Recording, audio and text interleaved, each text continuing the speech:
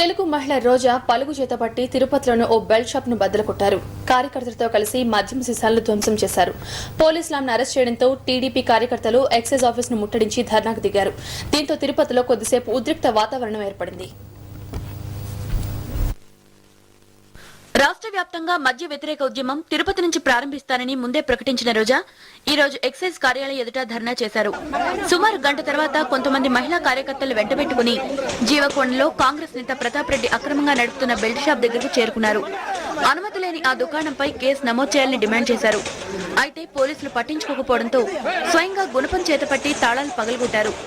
మద్యం సీసాలను కార్యకర్తలతో కలిసి ధ్వంసం చేశారు. దీంతో పోలీసులు రోజాను అదుపులోకి తీసుకునేందుకు ప్రయత్నించగా తప్పించుకుని ఎక్సైజ్ కార్యాలయం ఎదుట బైఠాయించారు.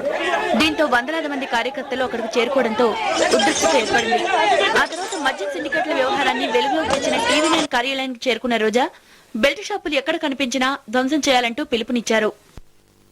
ఇప్పటికీ చాలా చోట్ల పాదయాత్రలు చేశాము. స్వచ్ఛందంగా మా మహిళా సదస్సు వాళ్ళు కానీ మహిళా సంఘాలతో కానీ అక్కడ ఉన్న వాళ్ళని ఎడ్యుకేట్ చేసి వాళ్లే స్వచ్ఛందంగా పగలగొట్టే విధంగా చేశాము.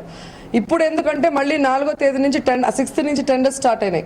15 నుంచి 20% వరకు ఎక్స్ట్రా పెట్టి టెండర్స్ మళ్ళీ వీళ్ళు పాడటం వల్ల ఎక్కువ బెల్ట్ షాపులు వచ్చేదానికి అవకాశాలు ఉన్నాయి. దానికి మార్గం సుగమం చేస్తున్నారు. కాబట్టి ఇలాగే వదిలేస్తే మహిళల జీవితాలు నాశనం అయిపోతాయి.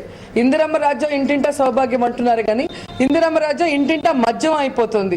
చిన్న పిల్లలు కాలేజీకి వెళ్లే పిల్లలు, స్కూల్కి వెళ్లే పిల్లలు కూడా తాగుతున్నారు. ఇప్పుడు జీవకొండకి వెళ్ళిన చోట రోడ్లో చూస్తే రెసిడెన్షియల్ ఏరియాలో 3 ఉన్నాయి, పక్కనే 3 ఉన్నాయి.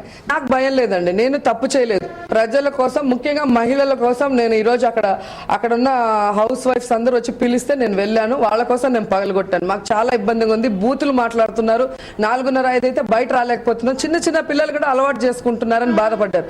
వాళ్ళ కోసం నేను అరెస్ట్ అవడానికి కూడా నాకేం బాధ లేదండి.